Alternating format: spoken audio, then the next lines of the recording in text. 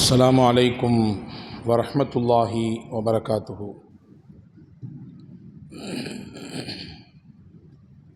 அல்ஹம்துலில்லாஹி ரப்பில் ஆலமீன் வனுஸல்லி வனுஸல்லிமு அலர் ரசூலில் கரீம் வஅலா ஆலிஹி வஅஸ்ஹாபிஹி அஜ்மாயின்.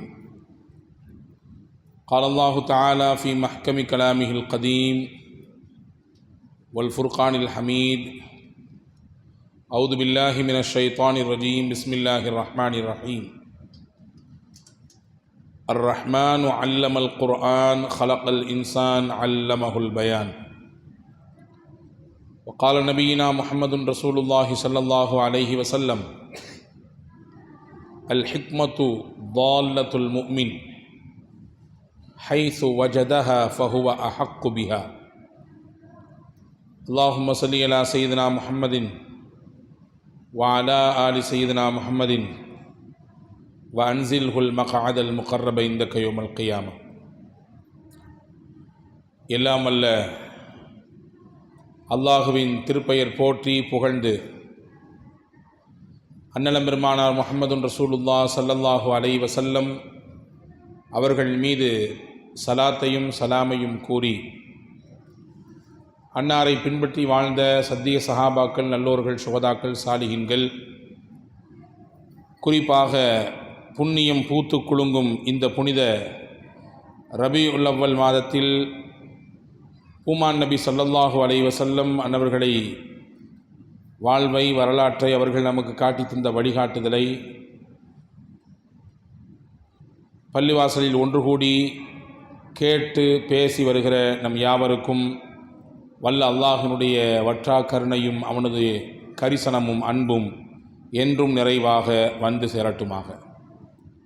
வல்ல அல்லாஹ் நம்முடைய பாவங்களை, தவறுகளை மன்னித்து அவனுடைய பொருத்தத்திற்குரிய நன்மக்களாக நம் எல்லோரையும் சேர்த்து அருள் புரிவானாக. வாழும் காலம் வரை நிறைவான ஆரோக்கியத்தை, நீண்ட வாழ்வை, கைகால் சுகத்தை, மருத்துவமனையின் துன்பு துயரங்களை விட்டு நம் யாவரையும் குடும்பத்தினர்களையும் அல்லாஹ் காத்து ரட்சிப்பானாக. அல்லாஹுவின் புனிதமான காபாவையும் அன்னலம் பெருமானார் ஸல்லல்லாஹு அலைஹி வஸல்லம் அன்னவர்களின் புனிதத்திற்குரிய ரவுதாவையும் புனிதமான பைத்துல் முகத்தஸையும் மீண்டும் மீண்டும் ஹஜ்ஜி, உம்ரா, ஜியாரா செய்வதற்கு அல்லாஹ் நம் யாவருக்கும் குடும்பத்துடன் தௌஃபீகை தருவானாக. உலகை விட்டு நம்முடைய மூச்சு அடங்கும் நேரத்திலே லா இலாஹ இல்லல்லாஹ் முஹம்மது ரசூலுல்லாஹ் என்ற கலிமாவை கூறி நமக்கான சொர்க்கத்தின் இடத்தை இங்கிருந்து பார்த்த வண்ணம் ஆனந்தத்தோடு நம்முடைய ஆத்மா பிரிவதற்கு அல்லாஹ் தௌஃபீக்கை தருவானாக. நாளை ஃபிர்தௌஸ் என்ற உயர்ந்த சொர்க்கத்திலே கண்மணி நாயகம் ஸல்லல்லாஹு அலைஹி வஸல்லம் அன்னவர்களின் தலைமையின் கீழே நம்மையும் நம்மை பெற்றவர்கள், நமக்கு கல்வி தந்த உஸ்தாதுமார்கள், நம்மிடத்திலே துவாவுக்காக வேண்டிக் கொண்ட அத்துணை மக்களையும் அல்லாஹ் ஜன்னத்துல் ஃபிர்தௌஸிலே ஒன்றிணைத்து அருள் புரிவானாக. ஆமீன் யா ரப்பல் ஆலமீன். கண்ணியத்திற்கும் மரியாதைக்கும் உரிய சகோதரர்களே, பெரியோர்களே, புனிதமான ரபியுல் அவ்வல் தொடர் சொற்பொழிவின் 8வது நாள் இன்று கல்விக்கு வழிகாட்டிய காருண்ய நபி ஸல்லல்லாஹு அலைஹி வஸல்லம் என்கின்ற தலைப்பின் கீழே சில செய்திகளை நாம் பகிர்ந்து கொள்ள இருக்கிறோம். காலம் பொன் போன்றது என்று சொல்லுவார்கள் தமிழிலே. சொல்லப்போனால் பொன்னை விட மேலானது காலம். காரணம், பொருளை இழந்தாலும் கூட மறுபடியும் முயற்சித்தால், உழைத்தால், சம்பாதித்தால் வாங்கி கொள்ளலாம். ஆனால் காலத்தை இழந்தால் இழந்தது இழந்தது தான், மறுபடியும் மீட்டெடுக்க முடியாது. எனவே தான் ஒரு அரபிக் கவிஞன் சொன்னான்: லைத்த ஷபாபு யஊது யௌமா ஃபௌஹ்பிருஹு மா ஃபஅலல் மஷீபு. என்னுடைய இளமை காலம் திரும்பி வர வேண்டுமே. அப்படி எனக்கு இளமை திரும்பி வந்தால் நான் என்ன செய்வேன்? இப்போ நான் முதுமையில் இருக்கிறேன், இந்த முதுமை என்னை என்ன பாடுபடுத்துதுன்னு அப்படிங்கிறத அந்த இளமையிட்ட சொல்லுவேன். இளமையில் நான் எப்படி இருந்தேன், எவ்வளோ ஆரோக்கியமாக இருந்தேன், எவ்வளோ திடகாத்திரமாக இருந்தேன், எவ்வளோ தெம்பாக இருந்தேன். இப்போ என் முதுமை என்னை வாட்டி வதைத்து என்னுடைய உடலினுடைய தாக்கத்தை எல்லாம் குறைத்து விட்டதே. இது நான் அந்த இளமையிட்ட சொல்லுவேனே அப்படின்றார். எனவே தான் காலம் பொன் போன்றது என்றால் இல்லை, காலம் பொன்னை விட மேலானது. பொன்னையும் பொருளையும் இழந்தால் பெற்றுக்கொள்ளலாம், முயற்சித்தால் அடையலாம். ஆனால் காலத்தை இழந்தால் அடைய முடியாது. அதே மாதிரி தான் எப்படி காலம் பொன் போன்றதுன்னு சொன்னாங்களோ, கல்வி கண் போன்றது என்று சொல்லியிருக்கிறார்கள் நமக்கு. கல்வி என்பது கண்ணை போன்றது. மனித உறுப்புகளிலே கண் என்பது முக்கியமான இடத்தை பிடிப்பதை போன்று மனித வாழ்க்கையில் கல்வி என்பது ரொம்ப ரொம்ப அவசியமானது. எனவே தான் அதை பற்றி பேசாதவர்களே இல்லை. கற்றோருக்கு சென்ற இடமெல்லாம் சிறப்பு என்று தமிழில் சொல்லி வைத்திருக்கிறான். கற்றவர்கள் எந்த இடத்துக்கு போனாலும் சிறப்பு தான் அவர்களுக்கு.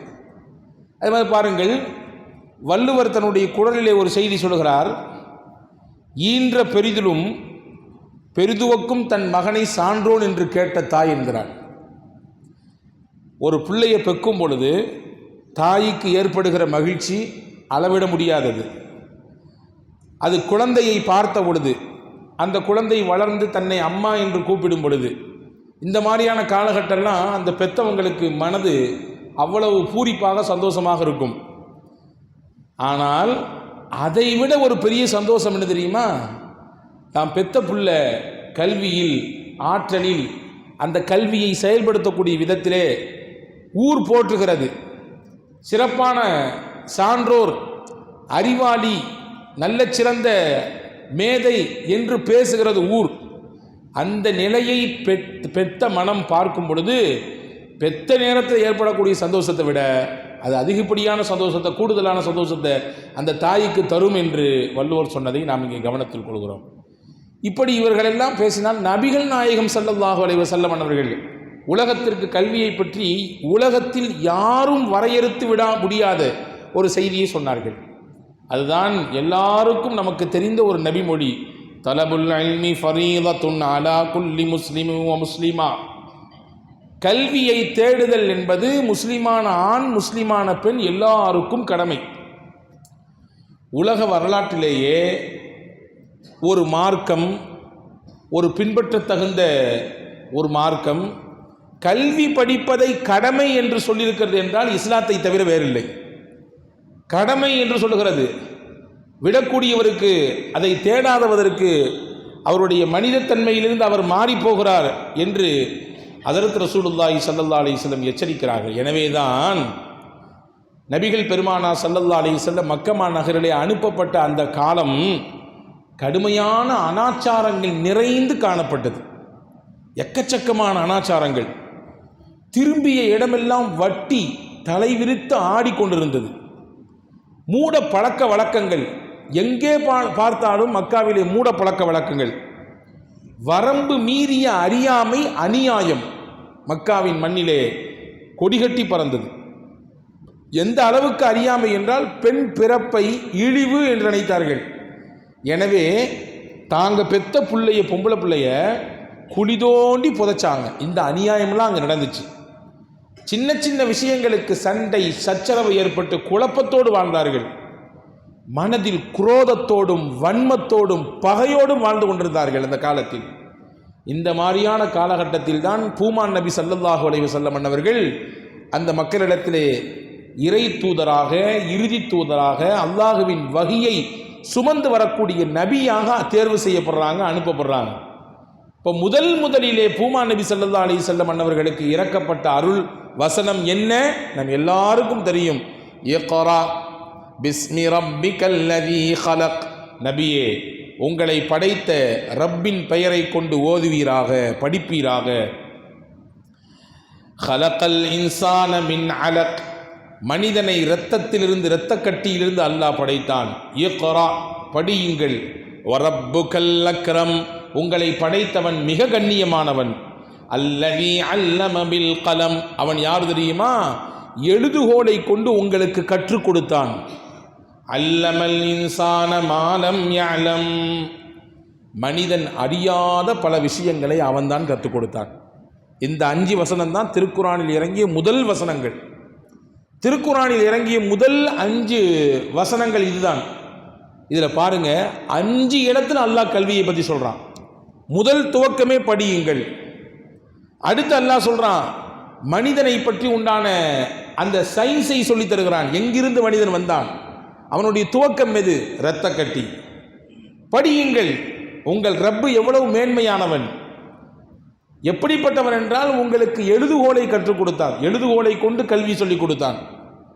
அதே மாதிரி யார் தெரியாத விஷயங்களை எல்லாம் அவன்தான் சொல்லிக் கொடுத்தான் என்று அல்லாஹ் சொல்லுகிறான்.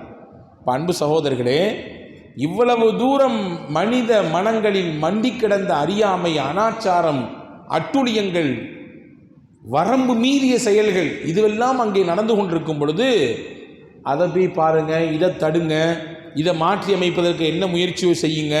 இந்த மாதிரியான பெண் பிள்ளைகள் எல்லாம் கொஞ்சம் கொஞ்சமாக செத்து மடிந்து கொண்டிருக்கிறார்கள், இதை தடுப்பதற்கு என்ன வழியோ யோசிங்க என்றெல்லாம் இறைவனின் புறத்திலிருந்து செய்தி வராமல் 5 வசனங்கள் வந்தது. 5 வசனத்திலும் கல்வியை முன்னிலைப்படுத்தி அல்லாஹ் சொல்வதற்கு முக்கியமான காரணம் என்னவென்றால், கல்வி எந்த சமூகத்தில் மேம்படுகிறதோ, கல்வியை எந்த சமூகம் இறுக பிடித்துக் கொள்கிறதோ அந்த சமூகத்தில் மாற்றம் ஏற்படும் என்று அல்லாஹ் விரும்பினான்.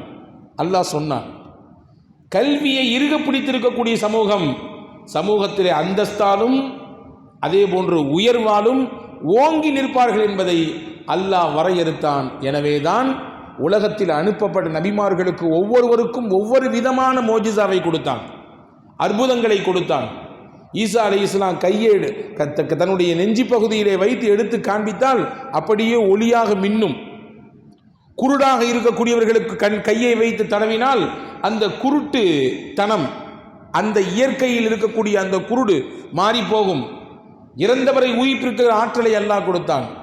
மூசா நபிக்கு அல்லாஹ் மோஜிசாவை கொடுத்தான், தாவூது நபிக்கு அல்லாஹ் மோஜிசாவை கொடுத்தான்.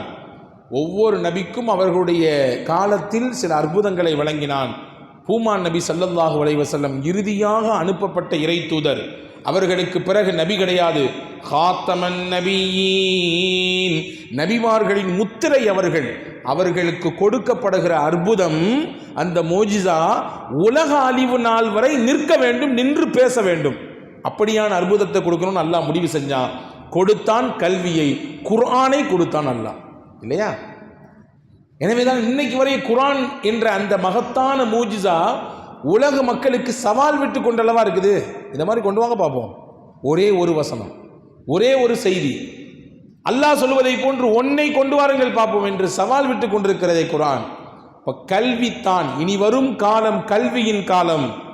இதை கொண்டுதான் மக்களின் மனங்களை மாற்ற முடியும். மக்களின் மனங்களில் மண்டி கிடக்கக்கூடிய அறியாமையை, கல்லாமையை போக்குவதற்கு மிகச்சிறந்த வழி இந்த மோஜிசாவான குர்ஆன் தான், இந்த கல்விதான் என்பதை அல்லாஹ் முடிவு செய்தான். அவர்களுக்கு அல்லாஹ் கொடுத்து அனுப்பினான். எனவேதான் குர்ஆனை நீங்கள் திருப்பி பார்த்தால் கல்வியாளர்களை குர்ஆன் போற்றுகிறது. வல்லதீன ஊத்துல் இல்ம தரஜா, கல்வி கொடுக்கப்பட்டவர்களுக்கு அந்தஸ்தும் உயர்வு, மேன்மையும் உயர்வானது. அல்லாஹ் சொல்லுகிறான், இன்னமா யக்ஷல்லாஹ மின் இபாதிஹில் உலமா, அல்லாஹ்வை அதிகம் பயப்படக்கூடியவர்கள் யார்? அறிஞர்கள் என்று அல்லாஹ் சொல்லுகிறான். ஞானம் கொடுக்கப்பட்டவர்கள், கல்வி வழங்கப்பட்டவர்கள், அல்லாஹ்வை அதிகம் பயப்படக்கூடியவர்கள் என்று அல்லாஹ் அவர்களை முன்னிலைப்படுத்துகிறான். நபி ஸல்லல்லாஹு அலைஹி வஸல்லம் அவர்கள் சொன்னார்கள், இப்னு மாஜாவிலே ஒரு ஹதீஸ் வந்திருக்கிறது. பெருமானா ஸல்லல்லாஹு அலைஹி வஸல்லம் சொன்னாங்க, ஃபகீஹுன் வாஹிதுன் அஷத்து அலஷ் ஷைத்தான் மின் அல்ஃபி ஆபித், 1000 வணக்கசாலியை ஷைத்தான் கெடுத்து விடலாம். 1000 வணக்க வழிபாடுகளிலே மூழ்கி இருக்கக்கூடிய நபரை அல்லாஹ் வழிமாறச் செய்து விடுவான், வழி பிறழச் செய்து விடுவான். ஆனால் ஒரே ஒரு மார்க்க ஞானம் வழங்கப்பட்ட, மார்க்க அறிவு வழங்கப்பட்ட ஒருவரை வழிமாற்றுவது, வழிகெடுப்பது ஷைத்தானுக்கு சவாலான விஷயம் ரசூலுல்லாஹ் சொன்னாங்க. வணக்க வழிபாடு செய்யக்கூடிய பலரை ஷைத்தான் திருப்பி விடலாம் வழியை விட்டு. ஆனால் விவரமானவரை, மார்க்க ஞானம் கொடுக்கப்பட்டவரை, மார்க்க அறிவு கொடுக்கப்பட்டவர், அவரை வழிகெடுப்பது, வழிமாற்றுவது ஷைத்தானுக்கு சவாலானது.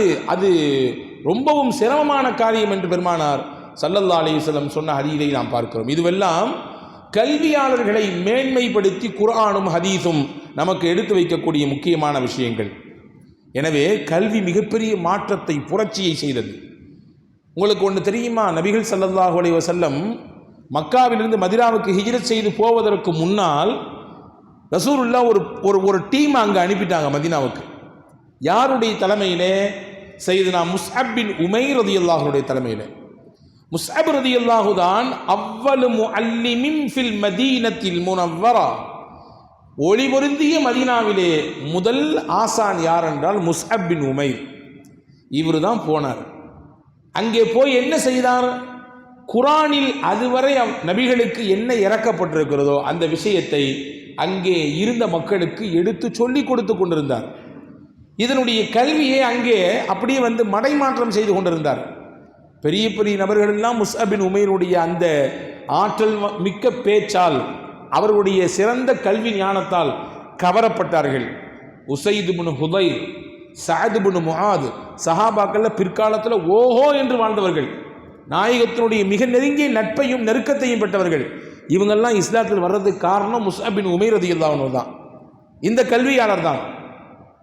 எந்த அளவுக்கு அந்த மண்ணை பண்படுத்தினார் முஸ்அப் பின் உமைர் என்றால், ரசூலுல்லா வர்றதுக்கு முன்னாடியே அந்த மண் தயாராகிவிட்டது. ரசூலுல்லா எப்போ வருவாங்க, அவங்கள எப்படி எதிர்பார்க்கலாம். ரசூல் வருவதற்கு முன்னால் அந்த மண்ணை உருவாக்கி பண்படுத்தி அந்த மக்களின் மனங்களை நேர்வழியின் பக்கம் திருப்பி இந்த சத்தியமான கல்வியை அவர்களின் உள்ளத்திலே கொண்டு போய் சேர்த்ததினாலே ரசூலுல்லாவை எதிர்பார்க்கிற நிலைக்கு அந்த மக்கள் தயாராகிட்டாங்க. எப்போ வருவாங்க நபி, வந்தால் அவங்கள நம்ம எப்படி எதிர்கொள்ளலாம், எங்கே தங்க வைக்கலாம், நான் எங்கூடா உங்கூடா என்று போட்டி போடும் அளவிற்கு அந்த மக்களின் மனநிலையை மாற்றியது இந்த குர்ஆனின் கல்விதான். ஹஜ்ரத் சய்யிதுனா முஸ்அப் பின் உமைர் ரலியல்லாஹு அன்ஹுடைய அந்த முயற்சி தான். எனவே தான் சொன்னேன், கல்விதான் பெரும் புரட்சியை செய்யும், கல்விதான் பெரும் மாற்றத்திற்கு காரணமாக இருக்கும். உலக வரலாற்றை எங்கெல்லாம் எந்தெந்த நிலைகளில் புரட்டி எடுத்திருக்கிறதோ அதற்கு பின்னால் நீங்கள் பார்த்தால் நிச்சயமாக ஏதோ ஒரு வகையிலே கல்வி நிச்சயம் துணை நிற்கும். வரலாற்றில் உலகத்திலே இல்லாத ஒரு காரியம் இஸ்லாமிய உலகத்திற்கு கொடையாக விட்டு சென்றது. உலக வரலாற்றில் இப்படி ஒரு நிகழ்ச்சியை பார்க்கவே முடியாது. நேற்று கூட நான் சொன்னேன், பத்ரு யுத்தத்திலே கைதிகளாக பிடிக்கப்பட்ட 70 குஃபார்கள், மக்காவினுடைய தலைவர்கள், 40 ஊக்கியா தங்கம் கொடுத்துட்டு போங்க, உங்களுக்கு பிணையீட்டு தொகை அப்படின்னு ஸல்லல்லாஹு அலைஹி வஸல்லம் சொல்றாங்க. கொடுக்கக்கூடிய நபர்கள் கொடுத்தார்கள், கொடுக்க முடியல, அவங்கள்ட்ட இல்லை, கொடுக்கறதுக்கு ஆள் இல்லை. இந்த மாதிரியான நிலையில் இருக்கக்கூடிய மக்களுக்கு என்ன பண்றது? அப்போ ஒரு பிரச்சனை வந்துச்சு. கொடுக்க சக்தி உள்ளவங்க கொடுப்பாங்க, கொடுக்க முடியலன்னா என்ன செய்வாங்க? அப்பதான் ஹஜ்ரத் ரசூலுல்லாஹி ஸல்லல்லாஹு அலைஹி வஸல்லம் உலக வரலாற்றிலேயே இல்லாத ஒரு புதுமையான, இன்றைக்கு வரை இல்லாத ஒரு விஷயத்தை ஹஜ்ரத் ரசூலுல்லாஹ் சொன்னாங்க. ஒரு நபர் மதீனாவில் இருக்கக்கூடிய 10 குழந்தைகளுக்கு அவர் படித்த விஷயத்தை சொல்லி கொடுத்து விட்டு போட்டும், அதுதான் பிணை. 40 ஊக்கியா தங்கம் கொடுக்க முடியலையா, அவங்கள்ட்ட வசதி இல்லையா, அல்லது கொடுக்கிறதுக்கு ஆள் இல்லையா, பகரமாக இல்லையா, அவர் படித்த விஷயத்தை மதீனத்து குழந்தைகள் 10 பேருக்கு சொல்லிக் கொடுக்கட்டும் நாங்கள் ஸல்லல்லாஹு அலைஹி வஸல்லம். இங்க கவனிக்கணும், ரசூலுல்லாஹ் சொன்னாங்க தன்னை பற்றி, ஊதீது இல்மல் அவ்வலீன வல்லாஹிரீன், நான் முன்னோர்கள் பின்னோர்கள் எல்லாத்துக்கும் கொடுக்கப்பட்ட ஞானத்தை அல்லாஹ் எனக்கு தந்திருக்கான். நான் இன்னமா புஇஸ்து முஅல்லிமா, நான் எப்படி அனுப்பப்பட்டிருக்கிறேன், உங்களுக்கு ஆசானாக அனுப்பப்பட்டிருக்கிறேன். நான் ஒரு ஆசிரியர், உங்களுக்கு நான் கற்றுத்தரக்கூடிய ஆசிரியராக அல்லாஹ் என்னை அனுப்பியிருக்கிறான். முன்னோர் பின்னோர் எல்லாருடைய இல்மும் அல்லாஹ் எனக்கு தந்திருக்கிறான் என்று சொன்ன நபி, பிணையீட்டு தொகை கொடுக்க முடியவில்லை என்றால் உங்களில் ஒருத்தர் 10 பேருக்கு உங்களுக்கு தெரிந்த கலையை சொல்லிக் கொடுங்கள் என்று சொன்னார்கள் என்றால், உலக வரலாற்றில் இப்படி ஒன்று நடந்ததாக எங்கேயுமே பார்க்க முடியாது. கைதிகளிடத்தில் கல்வி படித்தார்கள் முஸ்லிம்கள். கைதிகளாக பிடிக்கப்பட்டவர்களிடத்திலே அவர்களுக்கென்று ஏதாவது சில திறமைகள், ஆற்றல் இருக்கத்தான் செய்யும். மனிதன் யாரும் சோடை போனவன் கிடையாது. அன்னாசு மாதினுன் கமஆதினில் ذهب والفضة, ரசூலுல்லாஹ் சொன்னாங்க, மனிதர்கள் எல்லோருமே சுரங்கங்களை போன்றவர்கள். தங்கச் சுரங்கம், வெள்ளிச் சுரங்கம், தோண்ட தோண்ட தோண்ட தோண்ட எப்படி சுரங்கத்திலிருந்து தங்கமும் வெள்ளியும் வெளிப்பட்டு கொண்டே இருக்குமோ அப்படித்தான் மனிதனை தோண்ட தோண்ட அவனுடைய ஆளுமை, திறமை, அவனுடைய ஆற்றல் வெளியே வந்துகிட்டே இருக்கும். எல்லாருக்கும் ஏதாவது ஒரு திறமையும் ஆற்றலும் இருக்கும். யாரும் சோடை போனவர் கிடையாது. ஏதாவது ஒரு திறமையை அல்லாஹ் அவருக்கு வழங்கியிருப்பான், ஆற்றலை கொடுத்திருப்பான். ஸல்லல்லாஹு அலைஹி வஸல்லம் சொன்னாங்க, தெரிந்தவர்கள் உங்களுக்கு கல்வி தெரியும் என்றால் எங்கள் குழந்தைகள் 10 பேருக்கு நீங்கள் பொறுப்படுங்கள், சொல்லிக் கொடுத்து விட்டு போங்கள் என்றார்கள் பூமான் நபி ஸல்லல்லாஹு அலைஹி வஸல்லம். இப்போ கல்விதான் புரட்சியை ஏற்படுத்தும், மாற்றத்தை ஏற்படுத்தும் என்பதை விளங்கியதினாலே ரசூலுல்லாஹ் இந்த தீர்க்கமான முடிவை, அது எதிரிகளாச்சே, அவங்கள்ட்ட போய் நம்ம பிள்ளைய மண்டிட்டு உட்கார்றதா, அவங்க சொல்லி கொடுத்து நம்ம பிள்ளைய படிக்கிறதா என்ற ஏற்றத்தாழ்வு பாகுபாடெல்லாம் அங்கே பார்க்கப்படவில்லை. இப்போ தேவை நமக்கு அவங்கள்ட்ட இருக்கக்கூடிய நாலேஜ், அதை எடுத்துக்கலாம், அவ்வளவுதான். அந்த நாலேஜ் அவர்களிடத்தில் இருக்கு என்றால் வெக்கப்படாமல் எடுத்துக்கொள்ளலாம்.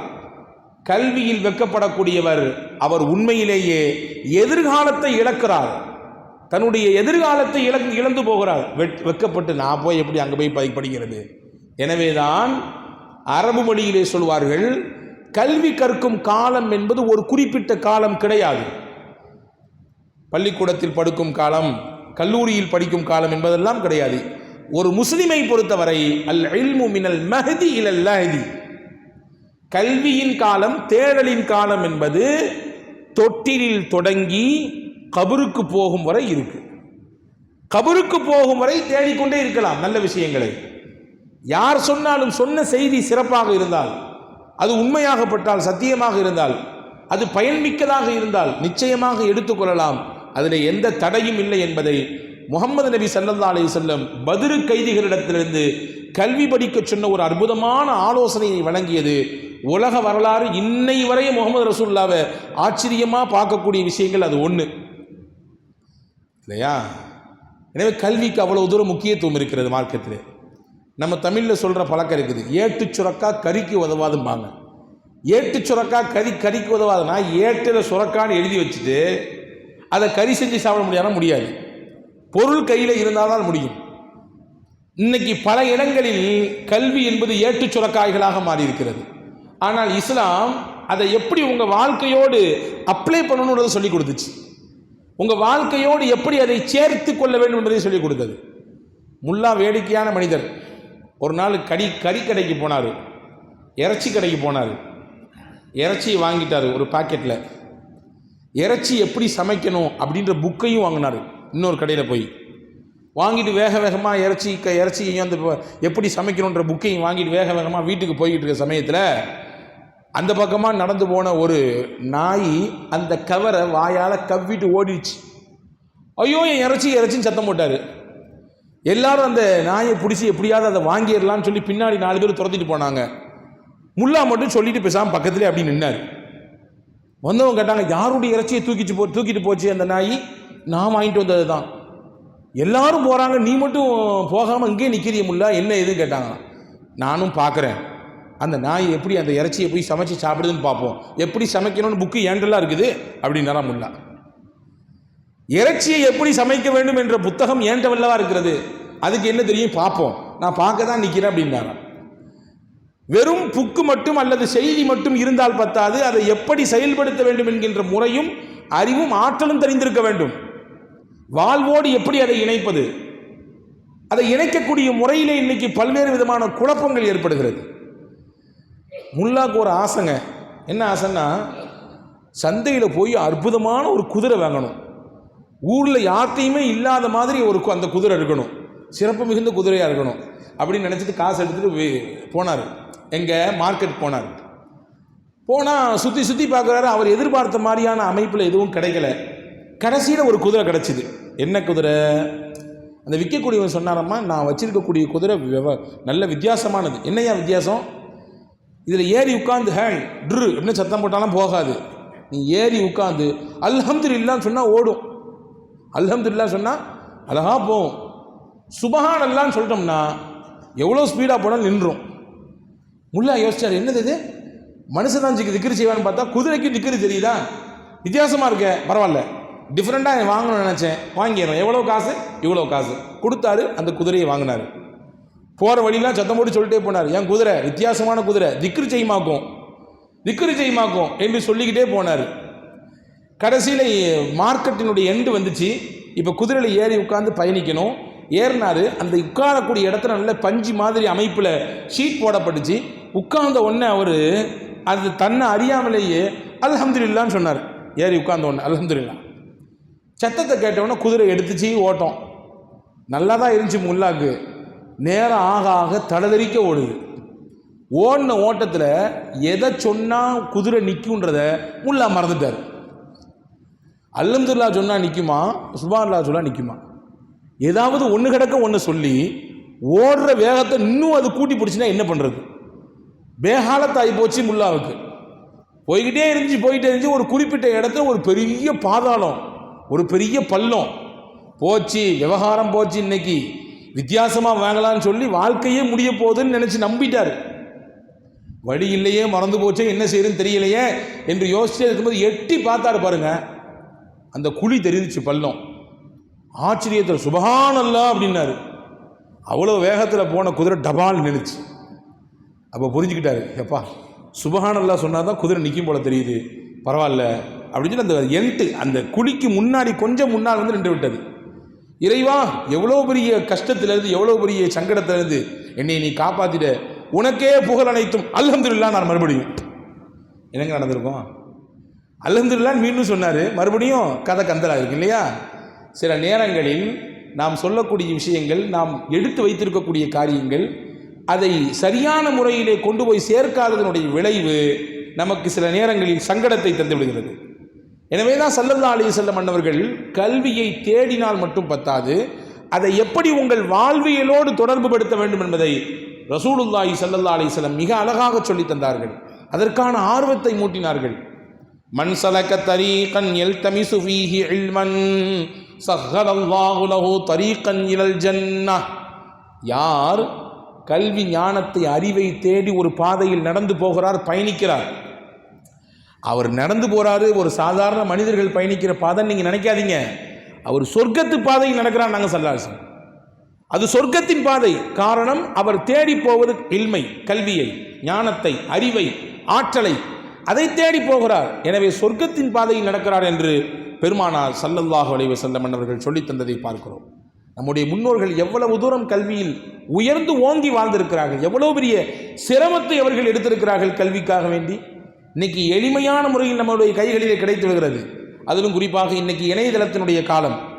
எங்கே இருக்கிறோமோ அங்கே இருந்து கொண்டே நமக்கான விஷயங்களை தேடி நமக்கு முன்னால் கொண்டு வந்து கொட்டிவிட முடியும். அவ்வளவு விஷயங்கள் இணையத்திலே புதைந்து கிடக்கிறது. அறிவை தேடக்கூடியவர்கள் யார் வேண்டுமானாலும் உள்ளே போய் தேடி எடுத்து கொண்டு வந்து விடலாம், அந்த அளவுக்கு இருக்குது. ஆனால் முன்னால் ஒரு காலம் இருந்துச்சு, கல்விக்காக வேண்டிய அலையான்னு அலைவாங்க.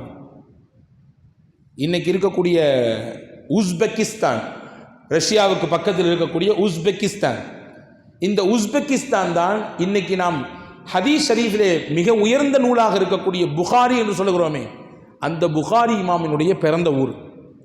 அவங்க பிறந்த ஊர் அதுதான்.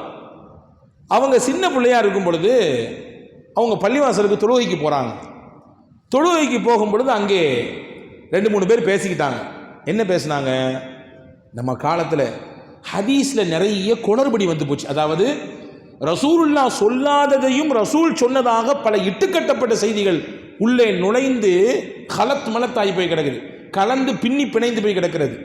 யாராவது ஒரு நல்ல மனிதர் சஹீஹான ஹதீதுகளை எல்லாம், நம்பகத்தன்மை மிக்க ஹதீதுகளை எல்லாம் எடுத்து தொகுத்து வழங்கினால் எவ்வளோ நல்லா இருக்கும், அது எவ்வளவு சிறப்பான பணி என்று 4 பெரியவர்கள் பேசிக்கொண்டார்கள் பள்ளிவாசலிலே. உள்ளே வரும் பொழுது சின்ன பிள்ளை புகாரி, அவர் அப்பொழுது சின்ன வயசு, முகமது இஸ்மாயில், அவருடைய பெயர் முகமது இஸ்மாயில்.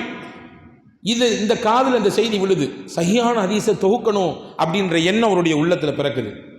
இதுக்காக வேண்டி நம்ம முயற்சிக்கணும், இதற்காக வேண்டி நம்ம ஹார்ட் ஒர்க் பண்ணணும், இதற்காக வேண்டி உழைப்போம் என்று உறுதி எடுத்தார். சிறு வயதிலே ஓடினார், சுத்தி தேடினார். சஹீஹான நூட்களை எல்லாம், அந்த ஹதீதுகளை எல்லாம் தொகுக்க வேண்டி முயற்சித்தார். முயற்சித்து கடைசியிலே அதை வெற்றி பெற்றார்.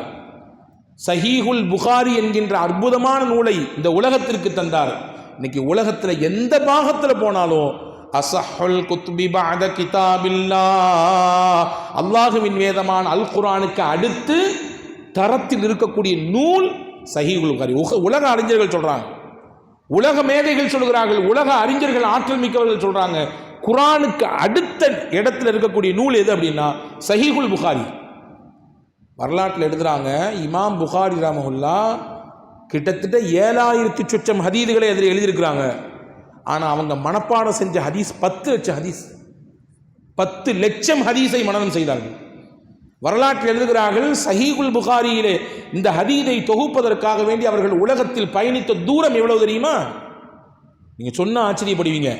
நம்ம இந்தியாவிலேருந்து இங்கே வர்றதுக்கு அல்லது இங்கிருந்து எங்கேயாவது ஒரு நாட்டுக்கு பயணிப்பதற்கு அந்த பயணத்தினுடைய நேரமே நமக்கு பெரிய இரிட்டேட்டிங் ஆகுது, பல சமயங்களில் சிரமத்தை தந்துடுது.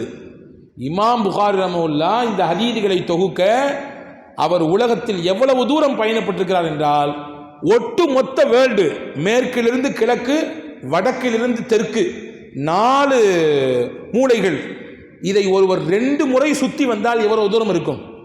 2 முறை உலக மொத்தத்தையும் சுத்துத்தார். மேற்கிலிருந்து கிழக்கு வரை, கிழக்கிலிருந்து மறுபடியும் மேற்கு, வடக்கிலிருந்து தெற்கு, தெற்கிலிருந்து வடக்கு, இப்படி 2 முறை உலக மொத்தத்தையும் சுற்றினால் எவ்வளவு தூரம் ஒருவர் பயணிப்பாரோ அவ்வளவு தூரம் இந்த ஹதீஸை திரட்டுவதற்காக வேண்டி பயணித்தார்கள் இமாம் புகாரி ரஹ்மத்துல்லாஹ். அப்படி என்றால் நமக்கு புகாரி என்கின்ற அற்புதமான நபிமொழி தொகுப்பு நூல், நபி பெருமான் ஸல்லல்லாஹு அலைஹி வஸல்லம் அன்னவர்கள் விட்டு சென்ற வார்த்தைகள், அவர்களின் வாழ்க்கை சும்மா ஒன்றும் கிடைத்து விடவில்லை. எவ்வளவு பெரிய உழைப்பு, அந்த கல்வி நமக்கு கிடைத்திருக்கிறது என்றால் எவ்வளவு பெரிய தியாகம் அதற்கு பின்னால் மறைந்திருக்கிறது. பெருமக்களே, அவங்களுடைய வாழ்க்கை வரலாற்றில் ஒரு செய்தி ஆச்சரியமாக பதிவாகிருக்கு. கப்பலில் ஒரு நாள் பயணிச்சுட்டு இருந்தாங்களாம். பயணிச்சுட்டே இருக்கும்போது பொதுவாகவே நம்ம ட்ராவலில் யாராவது நமக்கு பக்கத்தில் ஒரு ஃப்ரெண்ட் ஆகுவார். எப்படியும் முன்ன பின்ன பார்த்துருக்க மாட்டோம். ட்ராவலில் சில சமயங்களிலே நட்பு உருவாகும், புதிய நட்புகள். அந்த மாதிரி புகாரி இமாமுக்கு பக்கத்தில், அவருக்கு தெரியாது இவர் இமாம் புகாரின்னு சொல்லி, பக்கத்தில் ஒருத்தர் பயணித்தார். அவங்கள்ட்ட கேட்டாங்க, பேசிகிட்டே இருக்கும் பொழுது, எங்கே போகிறீங்க? இங்கே போகிறேன். சரி, ஓகே, நீ எங்கே போகிறீங்க? இமாம் புகாரி ரஹ்மத்துல்லாஹ் வெள்ளந்தியாக, மனதிலே எந்த கல்லங்கப்படம் இல்லாமல், நான் அந்த மாதிரி ஹதீஸை திரட்டுறதுக்காக வேண்டி முஹம்மது ஸல்லல்லாஹு அலைஹி வஸல்லம் சரியான செய்திகளை எல்லாம் தொகுக்கக்கூடிய வேலையை செஞ்சிட்டு இருக்கேன். இந்த ஊர் பயணிச்சுட்டு இருக்கிறேன். என்னுடைய பயனுக்கு தேவையான ஒரு 40 தங்க காசு இந்த சிகப்பு கலர் பையில் போட்டு சுருக்கி இந்த பாக்கெட்டில் வச்சுருக்கேன். இதுதான், வேற ஒன்றும் பெருசாக என்ன கிடையாது அப்படின்ற மாதிரி சொல்லிட்டு போகிறாங்க. இவருக்கு குறுகுறுன்னு என்ன வந்து போச்சு, ஆஹா இவர் பையில் 40 தங்க காசு இருக்குது போல தெரியுது, இதை எப்படியாவது நம்ம ஆட்டையை போட்டணும் அப்படின்ற எண்ணம் அவருக்கு வந்து போச்சு. தெரிஞ்சிருச்சு 40 தங்க காசு இருக்குன்னு, எப்படியாவது இவர்கிட்ட இது உருவி ஏறணும். ஒரு நாடகத்தை அரங்கேற்றினார். என்ன நாடகம்? திடீர்னு எல்லாரும் உட்கார்ந்துட்டு இருக்கும்போது திடீர்னு இவர் மட்டும் எந்த சத்தம் போடுறாரு, என் காசை காணா போச்சே, என் காசு காணா போச்சே, 40 தங்க காசு அதில் இருந்துச்சே, என் பயணத்துக்கே அதான தேவை, அதை நான் ஒரு சிகப்பு கலர் பையில் போட்டு சுருக்கி வச்சிருந்தேனே, யார் எடுத்தான்னு தெரியலையே, யார் எடுத்தான்னு தெரியலையே, என்ன கப்பல்லையே இப்படி திருட்டு போகுது, பயணித்து கொண்டிருக்கக்கூடிய சமயத்தில் யாரோ ஒரு சக பயணி எடுத்திருக்கிறாரே, என்ன பண்ணுறது, எனக்கு நியாயம் கிடைக்காதா, நீதி கிடைக்காதா அப்படின்னு புலம்ப ஆரம்பிச்சிட்டாரு. மாலுமிகள் வந்தாங்க, என்னப்பா விவரம் கேட்டாங்க. சொன்னார், சரி ஒன்றும் கவலைப்படாத, இங்கேருந்து வெளியே போயிருக்காது, யாரோ ஒருத்தர் எடுத்திருந்தா இங்கே உள்ள யாரோ ஒருத்தர் இருக்கும், நம்ம பரிசோதிக்கலாம், நீங்கள் எல்லாம் ஒத்துக்கிறீங்களா, எல்லாரும் சம்மதம் தெரிவிக்கலாம், ஒத்துழைப்பு கொடுப்பீங்களான்னு பயணிகள்கிட்ட கேட்டார். பயணிகள்லாம் ஓகேன்னாங்க, நாங்கள் கண்டிப்பாக ஒத்துழைப்பு தருவோம். சக பயணி ஒருத்தருக்கு பாதிப்பு, அவருடைய காசு தொலைஞ்சு போயிருக்கு, நிச்சயமாக நாங்கள் ஒத்துழைப்பு கொடுக்குறோம். எல்லாம் லைனில் நின்னாங்க, எல்லாத்தையும் ஒருத்தர் விடாமல் செக் பண்ணாங்க. ஆச்சரியம், யார்கிட்டையுமே காசு இல்லை, யார்கிட்டையுமே அந்த தங்க பை இல்லை, தங்க காசை வைத்திருந்தால் அந்த சிகப்பு பை இல்லை. கடைசியில் மாலுமிகள் சொன்னாங்களா, எங்கேயோ தொலைச்சிட்டு இங்கே சத்தம் போடுறியா, நீயே வேறு வேலை இல்லை, எங்களுடைய நேரத்தையும் கெடுத்து பயணிகளுக்கும் தொந்தரவை கொடுத்து எங்கேயாவது தூக்கி போட்டு ஏங்க எங்களை இங்கே கழுத்தறுக்கிறீங்க அப்படின்ற மாதிரி சத்தம் போட்டுட்டு மாலுமி வேலையை பார்க்க போயிட்டாங்க. சக பயணிகளும் அவரை ஒரு மாதிரி பார்த்தாங்க, என்ன இது பொழப்பு இது அப்படின்ற மாதிரி பார்க்குறாங்க. இந்த மனிதருக்கு புகாரி இமாமின் மீது கண்ணு, இவர் வச்சிருந்தாரு, இங்கே வச்சிருக்கேன்னு சொன்னார், எங்கே தூக்கி வச்சாருன்னு தெரியலையே, சந்தேகம் உறுத்திக்கிட்டே இருந்துச்சு. குறிப்பிட்ட இடம் வந்தது, புகாரி இமாம் இறங்க போகிறார்கள். அந்த திருட்டு பட்டத்தை சுமத்தினானே அந்த மனிதன், அவரும் இறங்க போகிறார். வெளியே இறங்கியவுடன் அந்த புகாரி இமாம்கிட்ட கேட்டாராம் அவரு, ஏங்க நீங்கள் தானே சொன்னீங்க 40 தங்க காசு நான் சிகப்பு கலர் பையில் போட்டு வச்சுருக்கேன்னு, உங்கள்ட்ட இல்லையே, எப்படியாவது அதை எடுத்துடணுன்ற எண்ணத்தில் தான் நான் ஒரு நாடகத்தை அரங்கேற்றினேன், எங்கே போட்டீங்க அப்படின்னு கேட்டாங்க. ஹஜ்ரத் இமாம் புகாரி ரஹ்மத்துல்லாஹ் அற்புதமான ஒரு காரணத்தை சொன்னாங்க. அதுதான் நமக்கு பாடங்க. அற்புதமான ஒரு காரணத்தை சொன்னார்கள். அன்பு தோழரே, எப்போ 40 தங்க காசு சிகப்பு பையின்னு நீ சொன்னியோ அப்போவே நான் புரிஞ்சுக்கிட்டேன், என்னை நான் சுதாரிச்சுக்கிட்டேன். என் காசு மீது ஏற்பட்ட ஆசை தான் இந்த மனுஷன் இப்படி பேச வச்சிருச்சு. சில சமயங்களில் காசு பணம் மனிதனை வித்தியாசமாக சிந்திக்க வைக்கும், வித்தியாசமாக பேச வைக்கும், வித்தியாசமாக நடக்க வைக்கும். கூடயே தான் இருப்பாங்க, ஆனால் டிஃப்ரெண்ட்டாக அந்த காசு பணம் செய்கிற வேலை அது. நான் புரிஞ்சுக்கிட்டேன், நீ என் காசுக்கு அடி போடுறேன்னு புரிஞ்சுக்கிட்டேன். நீ எப்போ சத்தம் போட்டியோ அந்த நிமிடத்திலேயே என்னிடத்தில் இருந்த அந்த சுருக்கு பையை தூக்கி கடலில் எரிஞ்சிட்டேன் நான். உங்களுக்கு ஒன்றும் வேணாமா? எப்படி கையில் ₹1 கூட காசு இல்லாமல் எப்படி நீங்கள் பயணிப்பீங்க? இமாம் புகாரி சொன்னாங்க, அல்லாஹ் தருவான், நம்பிக்கை இருக்குது. ஆனால் நான் அதை வீசாமல் வச்சிருந்தேன்னு சொன்னால் நான் போகக்கூடிய பணி இருக்கிறத மகத்தான பணி. ஹதீஸுகளை, நம்பகமான ஹதீஸுகளை திரட்டுவதற்காக வேண்டி பொறுப்படுத்தி போகிறேன். ஒரு கால் நான் அது என் கையிலேயே வச்சிருந்து எல்லாத்தையும் செக் பண்ணும்போது என்னையும் செக் பண்ணி என் கையில் இருந்து அந்த சுருக்கு பையை எடுத்து விட்டால் எல்லாருடைய பார்வையும் என் மேலே திரும்பும். என்னால் முடியும், இது ஏன் காசு தான்றதை ப்ரூஃப் பண்ணுறதுக்கு எனக்கு சக்தி இருக்குது, என்னையால் முடியும், நம்பினேன், நான் நம்புகிறேன். ஆனாலும் கூட அந்த ஒரு சின்ன பழிச்சொல் எனக்கு வந்துவிட்டால் என்னுடைய எதிர்கால இந்த பணியில் நாளைக்கு ஏதாவது ஒரு இடைஞ்சல் வந்துடுமல்ல. அதனால் அது எனக்கு ₹40 போனாலும் பரவாயில்ல, எனக்கு நான் செய்யக்கூடிய இந்த பணியிலே எந்த இடையூறும் வந்துவிடக்கூடாது என்று ஹஜ்ரத் இமாம் புகாரி ரஹ்மத்துல்லாஹி சொன்னார்கள். இந்த வார்த்தையை கேட்டு திருட வேண்டும் என்று நினைத்து நாடகம் போட்ட அந்த மனிதன் மனம் மாறினான். கடைசியில் இமாம் புகாரி ரஹ்மத்துல்லாஹுடைய மாணவரில் ஒருவராக மாறிப்போனார். அன்பு சகோதரர்களே, பெரியோர்களே, கல்விக்காக வேண்டி எவ்வளவு பெரிய முயற்சிகள், அதற்காக வேண்டி தேடி எவ்வளவு தூரம் பயணம். அன்பு சகோதரர்கள், நான் ஆரம்பத்தில் சொன்னேன், கல்விதான் மிகப்பெரிய சமுதாய மாற்றத்தை தரும். கல்விதான் மனித மனங்களில் மிகப்பெரிய சிம்மாசனத்தை போட்டு அமர வைக்கும்.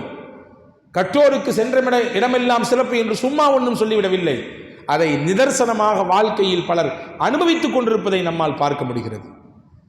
நம்ம ஊர்லாம் சொல்லுவாங்க, நம்ம எல்லாம் கேள்விப்பட்டிருப்போம், கல்வி கண் திறந்த காமராசர் அப்படின்னு சொல்லுவாங்க. அவரை பற்றி பெருசாக சொல்லுவாங்க, சத்துணவு போட்டார் அப்படி இப்படின்னு. அது ஒரு புறம் இருக்கட்டும். ஆனால் உண்மையிலே ஒரு கதை தெரியுமா? நம்முடைய தாய் மண்ணிலே உள்ளபடியே, அதாவது சுதந்திரத்திற்கு முன்னால், நான் சொல்லுவது 1944-43 முஸ்லிம் சமூகமும் கல்வியில் மிகப்பெரிய பின்தங்கிய நிலையில் இருந்தது. இதர பிற்படுத்தப்பட்ட சமுதாயமும் பின்தங்கி இருந்துச்சு. குறிப்பிட்ட ஒரு காஸ்ட், குறிப்பிட்ட மேல் ஜாதியினர் என்று யார் தங்களை இன்னைக்கு சொல்லிக்கிறாங்களோ அவங்க மட்டும்தான் படிப்பில் போய் நிற்கிறாங்க, அவங்க மட்டும்தான் படிக்கிறாங்க. முஸ்லீம்களும் ரொம்ப பின்னாடி நிற்கிறாங்க.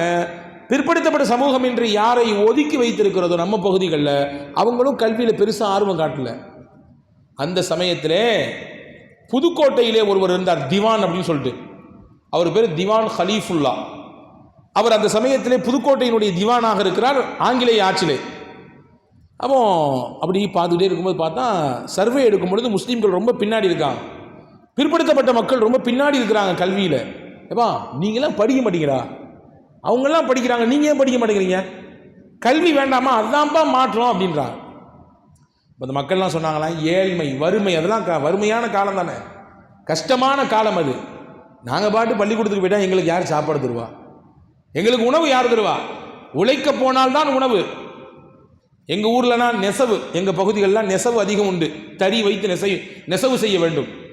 ஒரு நாளைக்கு 2 முண்டு நெய்ய வேண்டும், 2 டவல் நெய்யணும், 2 கைலியை நெய்யணும், நெஞ்சால்தான் அன்னைக்கியான மதிய உணவு. இந்த மாதிரியான காலகட்டம் கூட நம்முடைய முன்னோர்கள் வாழ்ந்திருக்கிறார்கள். இப்போ அவங்க சொல்கிறாங்க, நாங்கள் உழைச்சாதான் எங்களுக்கு சாப்பாடு, சாப்பாடு இல்லாமல் என்ன செய்ய முடியும்? இப்போ திவான் கேட்டாராம், சாப்பாடு கொடுத்தா படிப்பியான்னு கேட்டாராம். உடனே அந்த மக்கள் சொன்னாங்க, கண்டிப்பாக படிப்போம், எங்கள் பிள்ளைகளை படிக்க வைப்போம், சாப்பாடு கொடுத்தா படிக்க வைப்போம். வரலாற்றில், இந்திய வரலாற்றிலேயே 1943 பள்ளிக்கூடத்திற்கு வருகை புரியுங்கள் பிள்ளைகளே, உங்களுக்கு சத்துணவு சாப்பாடு உண்டு என்று சாப்பாட்டை அறிமுகப்படுத்தி கல்வியை கொடுத்தவர் ஒரு முஸ்லீம் என்பதை மறந்துவிடக்கூடாது. அதுக்கு அடுத்த வருஷம் கல்வியினுடைய நிலை இந்த சமுதாயம், முஸ்லீம் சமூக மக்களிடத்திலும் இதர பிற்படுத்தப்பட்ட மக்களிடத்திலும் உயர்ந்தது என்ற ஒரு புள்ளி விவரத்தை படிக்கும் பொழுது, அன்பு சகோதரர்களை, எவ்வளவு தூரம் முஸ்லீம்கள் கல்விக்காக வேண்டி தங்களை அர்ப்பணித்திருக்கிறார்கள் என்பதை பார்க்க வேண்டும். எனவே தான் ரசூலுல்லாஹி ஸல்லல்லாஹு அலைஹி வஸல்லம் தன்னுடைய துணைவியார்களில் ஒருவரான அன்னை ஆயிஷா ரலியல்லாஹு பற்றி சொல்லுவாங்க. உங்களுக்கு ஒன்று தெரியுமா? ரசூலுல்லாஹ் ஆயிஷா அம்மாவோட வாழ்ந்த வாழ்க்கை வெறும் 9 வருஷம் தான் வாழ்ந்தாங்க. வெறும் 9 வருஷம். ஆயிஷா அம்மாவுக்கு 18 வயசு, ரசூலுல்லாஹ் வஃபாத் ஆயிட்டாங்க. அதுக்கு பின்னாடி ஆயிஷாமா வாழ்ந்த வாழ்க்கை 50 வருஷம் வாழ்ந்தாங்க. 50 வருஷம் வாழ்ந்தாங்க. ரசூலுல்லாவுடைய ஹயாத்துக்கு பின்பு 50 ஆண்டு காலம் வாழ்ந்தார்கள். 9 வருஷம்தான் நாயகத்தோடு இல்லறம். அந்த 9 வருஷத்தினுடைய கேப்பில் ஒரு நாள் ரசூலுல்லா ஆயிஷாமாவை பார்த்து சொன்னாங்க, மக்களிடத்தில் சொன்னார்கள், ஹுதூ நிஸ்ஃபதீனிகும் மின் ஹாதிஹில் ஹுமைரா, இந்த செக்கச்சவந்த என்னுடைய மனைவி ஆயிஷா அம்மாவிடத்திலிருந்து நீங்கள் உங்கள் மார்க்கத்தின் பாதியை எடுத்துக்கொள்ளுங்கள். நாங்கள் சொல்லலாம், உங்கள் மார்க்கத்தின் பாதி நான் கொண்டு போய் சேர்த்து விட்டேன் ஆயிஷாவிடத்தில். அப்படின்றது மட்டும் இங்கே கருத்து இல்லை.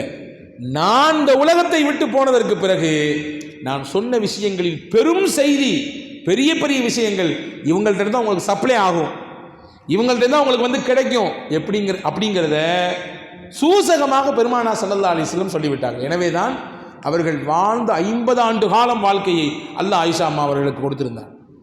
அந்த காலகட்டத்தில் தான் ஆயிஷா அம்மா என்ன செஞ்சாங்க, ரசூலுல்லாவுடைய ஹயாத்துக்கு பின்னாடி என்ன செஞ்சாங்க? பொதுவாகவே ஒரு காமன் ரூல் இருந்துச்சு ரசூலுல்லாவுடைய துணைவியார்களுக்கு மட்டும். இன்னமல் முஃமினூன அன்னபிய்ய அவுலா பில் முஃமினீன மின் அன்ஃபுஸிஹிம் வ அஸ்வாஜுஹு உம்மஹாத்துஹும். நபி அவர்கள் மூமின்களுக்கு உயிரை விட மேலானவன்னு சொல்லிட்டு அல்லாஹ் சொல்றான். அவர்களுடைய மனைவிமார்கள் எல்லாம் மூமின்களுக்கு தாய்மார்கள். அதனால ரசூலுல்லாவுடைய துணைவியார்களை அவர்களுக்கு பிறகு யாரும் நிக்கா செய்ய முடியாது. ரசூலுல்லா ஏன்னா எல்லாம் நமக்கு தாய், அவங்க அம்மா, நமக்கு அம்மாவுடைய அந்தஸ்து. அப்போ ஆயிஷா அம்மா என்ன செஞ்சாங்க? கல்வி பணி செய்தார்கள். ஆயிஷா ரலியல்லாஹு தஆலா அன்ஹா மிகப்பெரிய கல்வி சேவை செய்தார்கள். பெரிய பெரிய சஹாபாக்கள் எல்லாம் ஆயிஷா ரலியல்லாஹு இடத்திலே வருவார்கள், தங்களுடைய சந்தேகங்களை கேட்பாங்க. ஹதீஸ்ல வந்திருக்கு, திரை போட்டு உட்கார்ந்து ஹஸரத் ஆயிஷா அம்மா அந்த பக்கத்திலிருந்து ஹதீஸ் பாடத்தை சஹாபாக்களுக்கு, பெரிய பெரிய சஹாபாக்கள் நடத்தி கொடுத்துருக்காங்க. அவங்கள்ட்ட படித்த மாணவர்களின் எண்ணிக்கை நூற்றுக்கணக்கில் பெரும் பெரும் சஹாபாக்கள். சையதுனா அபூ ஹுரைரா ரலியல்லாஹு அன்ஹு அவர்களை போன்று, சையதுனா அப்துல்லா இப்னு அப்பாஸ் ரலியல்லாஹு போன்று, இப்னு மசூத் ரலியல்லாஹு போன்று பெரிய பெரிய சஹாபாக்கள் எல்லாம் ஹஸரத் ஆயிஷா ரலியல்லாஹு தஆலா அன்ஹா அவர்களிடத்திலிருந்து படித்தார்கள் கல்வி என்பதை நாம் வரலாற்றில் பார்க்கிறோம். ஆயிஷா அம்மா அவருடைய அந்த 50 ஆண்டு காலம் கல்வி பணி, இந்த சமுதாயத்திற்கு என்ன நபி சொன்னார்களோ அதை மிகச்சிறப்பாக கொண்டு வந்து சேர்த்தார்கள். ஒரு நாள் ஆயிஷா அம்மாட்ட ஒரு மாணவர் கேள்வி கேட்டாராம். எவ்வளவு மதிநுட்பமான ஆற்றல் மிகுந்த தாயார் என்று நீங்க பாருங்க, இதை புரிஞ்சுக்கலாம். நீங்க ஹிஜ்ரத்துக்கு பின்னாடி 2 ரக்காத்து தொழுகை எல்லாம் அல்லாஹ் 4 ரக்காத்தா மாத்திட்டான். முன்னாடி எல்லாமே 2 ரக்காத் தான் இருந்துச்சு எல்லா தொழுகையும். எப்போ ஹிஜ்ரத்து முடிஞ்சோ ஹிஜ்ரத்துக்கு பின்னாடி 2 ரக்காத்துள்ள தொழுகை எல்லாம் அல்லாஹ் 4 ரக்காத் ஆக்கிட்டான். அதனால லுஹர் 4, அசர் 4, இஷா 4. ஓகேவா? இப்போ ஆயிஷா மட்டும் மாணவர் ஒருத்தர் கேள்வி கேட்டார், அப்போ எதுக்கு மக்ரிப் மட்டும் 3 கேட்டாங்க. நியாயமான கேள்வி தானே. 2 4 ஆக்கிட்டா மக்ரிபி 4 ஆக்கியிருக்க வேண்டியதானே. ஹஸரத் ஆயிஷா ரலியல்லாஹு தஆலா நபி இடத்தில் வளர்ந்தவர்கள், நபியின் பாசறையில் உருவாகியவர்கள் பதில் சொன்னாங்க. அதாவது இரவினுடைய இறுதி தொழுகையாக அல்லாஹ் வித்ரை வைத்திருக்கிறான். வித்ர் என்றால் ஒற்றைப்படையாக 3 ரக்காத் தொழுகிறது. இரவினுடைய கடைசி தொழுகை வித்ர். அதே மாதிரி பகலினுடைய கடைசி தொழுகை வித்ர், அது மக்ரிப். அது 3 ரக்காத் அல்லாஹ் வச்சுட்டான். இரவில் வித்ர் 3 ரக்காத் என்றால் பகலினுடைய வித்ராக அல்லாஹ் வைத்திருப்பது மக்ரிபை. எனவே அதை 3ஆகவே அல்லாஹ் வைத்து விட்டாங்க. அடுத்து அதே மாணவர் கேட்டார், சரி அப்போ எதுக்கு 2 ரக்காத்துனா ஃபஜரை மட்டும் 4 ஆக்காமல் 2ஆவே வச்சுருக்காங்க? ஃபஜரையும் 4 ஆக்கிட வேண்டியதானே, ஏன் 2ஆ வச்சுருக்கணும்? நுட்பமான கேள்வி. நம்மளா இருந்தால் ஆமல்ல, ஏன் 2 4 தானே வச்சுருக்கணும் யோசிச்சிருப்போம். ஆயிஷா அம்மா உடனே பதில் சொன்னாங்க, வஹீனுடைய இறங்குதலை பார்த்தவர்கள் ஹஸரத் ஆயிஷா ரலியல்லாஹு தஆலா. ரசூலுல்லாவினுடைய துணைவியார்களிலே ஹஸரத் அன்னை ஆயிஷா ரலியல்லாஹு அன்ஹா அவர்களோடு இருக்கும் பொழுதுதான் பெருமானாருக்கு வஹி வரும். ஹதீஸிலே வந்திருக்கிறது, ஆயிஷா அம்மா சொல்றாங்க, ஒரு நாள் என்னுடைய மடியிலே பெருமானாருடைய தலை இருந்தது, நாங்கள் பேசிக் கொண்டிருந்தோம், திடீரென்று என்னுடைய தொடை என்னுடைய கால் பகுதி அப்படியே கனக்க துவங்கியது. எந்த அளவுக்கு கனம் ஏற்பட்டது என்றால் என்னுடைய இடுப்பு பகுதியிலிருந்து என்னுடைய கால் அப்படியே துண்டாகி விழுந்து விடுமோ என்று பயப்பட்டேன். அந்த அளவுக்கு கடினமான வலி, வேதனை. தலை மட்டும்தான் இருக்குது, இருந்தாலும் பாரம் தாங்க முடியல. கொஞ்ச நேரத்துக்கு பின்னாடி ரசூலுல்லாஹ் இயல்பு நினைக்க வந்தாங்க, வேர்த்து பூர்த்து போய் இருந்தது. ரசூலுல்லாஹ்ட்ட கேட்டேன், என்ன நபியேன்னு. ஜிப்ரீல் வந்தாங்க, வஹி கொடுத்துட்டு போனாங்கன்னு சொன்னாங்க. இப்போ ஜிப்ரீல் வரக்கூடிய அந்த வருகையின் சமயம் ஹஜ்ரத் ஆயிஷா பக்கத்தில் இருந்திருக்காங்க. இப்போ வஹியை இறங்கக்கூடிய பாக்கியம் ரசூலுல்லாஹி ஸல்லல்லாஹு அலைஹி வஸல்லம் ஆயிஷா அம்மா கூட இருக்கும்பொழுது தான் கிடைச்சது. அந்த ஆயிஷா அம்மா சொன்னாங்க, ஃபஜரை 4 ஆக்காம 2 வச்சது என்ன தெரியுமா காரணம்? பொதுவாகவே ஃபஜர் என்பது நீளமான ரக்காத்துகள் கொண்டது. 2 ரக்காத்தா இருந்தாலும் நீளமாக துருவப்பாங்க இமாம்கள் இல்லையா? அதனாலேயே நம்மளில் இப்போ நிறைய பேர் ஃபர்ஸ்ட் ரக்காயத்தை ருக்குவுக்கு போகிற நேரத்தில் வந்து சேர்ந்துக்குவோம். ஒரு சில இடங்களில் பார்க்கிறோம், இங்கே இல்லை வேறு இடங்களில் சொல்கிறேன். ருக்குவுக்கு போகக்கூடிய நேரங்களில் வந்து லம்பாவாக இருக்கும், நீளமாக இருக்கும் தொழுகை அது. அதோடு மட்டுமல்ல பயபக்தி, ஹுஷூ, அந்த ஹுது என்று சொல்லக்கூடிய உள்ளத்தினுடைய ஈடுபாடு, அச்சம், இதுவெல்லாம் நிறைந்த நேரம் காலை. எந்த சிந்தனையும் இருக்காது நமக்கு. தூங்கி எந்திரிச்சு ஃப்ரெஷ்ஷாக வந்து நிற்போம். உலகாதாய வேறு சிந்தனைகள் இருக்காது. இதுவெல்லாம் இருப்பதினாலே இது 4 ரக்காத்துக்கு ஈக்குவல் ஆனது தான். எனவே அல்லாஹ் அது 2 வச்சுட்டா நாங்கள் அதற்கு ஆயிஷா. எவ்வளோ அற்புதமான பதில்! இந்த ஆற்றல், இந்த தெளிவு எங்கிருந்து கிடைத்தது? அதற்கு ஆயிஷா ரலியல்லாஹு தஆலா அவர்களுக்கு பூமான் நபி ஸல்லல்லாஹு அலைஹி வஸல்லம் இடத்திலிருந்து கிடைத்தது. எனவே கல்விக்காக வேண்டி அவர்கள் தங்கள் வாழ்க்கை முழுவதுமாக அர்ப்பணித்தார்கள். பெண்கள் தரப்பிலே எத்தனை கல்வியாளர்களை பார்க்கிறோம். இன்னைக்கு வேர்ல்டுலேயே தி ஃபர்ஸ்ட் யூனிவர்சிட்டினா என்ன, எதை சொல்லுவோம்? ஆக்ஸ்போர்டை சொல்ல முடியுமா? அல்லது வேறு ஏதாவது யூனிவர்சிட்டி உண்டா? உலகத்திலேயே முதல் பல்கலைக்கழகம் எது தெரியுமா? மொரோக்கோ நாட்டில் இருக்கக்கூடிய, இன்னைக்கு ஃபேஸ் என்று அந்த நகரத்தை சொல்கிறார்கள், அன்னைக்கு அல்ஃபாஸ்ன்னு சொல்லுவாங்க. அல்ஃபாஸ் என்று சொல்லக்கூடிய ஒரு நகரம். அந்த நகரத்தில் இன்னைக்கும் இருக்கிறது அல் ஹராவியின் அல் ஜாமியா, கைரவான் யூனிவர்சிட்டி. இதுதான் வேர்ல்டில் ஃபர்ஸ்ட் யூனிவர்சிட்டி, முதல் பல்கலைக்கழகம். யுனெஸ்கோ அந்த நிறுவனம் உலகத்தினுடைய முதல் பல்கலைக்கழகமாக அந்த ஹராவியின் யூனிவர்சிட்டியை அங்கீகரிக்கிறது. நான் எதுக்கு இதை சொல்றேன் தெரியுமா? இந்த யூனிவர்சிட்டியிலிருந்து உருவானவர்கள் உலக வரலாற்றுகளை புரட்டி போட்டார்கள். பெரிய பெரிய அறிஞர்கள், உலக வரலாற்றில் வரலாற்றுத் துறையில் சிறந்து விளங்கிய இப்னு கல்தூன், நீங்கள் வேண்டுமானால் கூகுள் செய்து பாருங்கள். இப்னு கல்தூன் வரலாற்றுத் துறையிலே மிக தேர்ந்தவர். அதேபோல் இப்னு பதூதா உலகத்தை எல்லாம் சுத்தி வந்தவர்.